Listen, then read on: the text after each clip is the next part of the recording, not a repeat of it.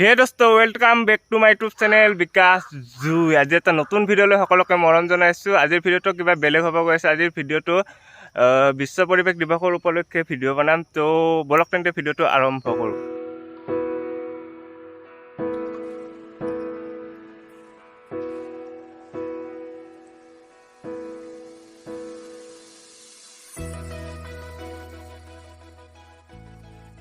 নমস্কাৰ মোৰ শ্ৰদ্ধাৰ ছাৰ বাইদেউসকল আৰু মোৰ মৰমৰ বন্ধু বান্ধৱীসকল।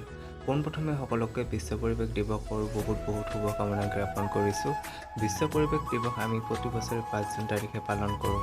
এই দিৱসটো পালন কৰাৰ মূল উদ্দেশ্য হ'ল জনসাধাৰণৰ মাজৰ পৰিৱেশৰ সংৰক্ষণ সম্পৰ্কে সজাগতা আনা।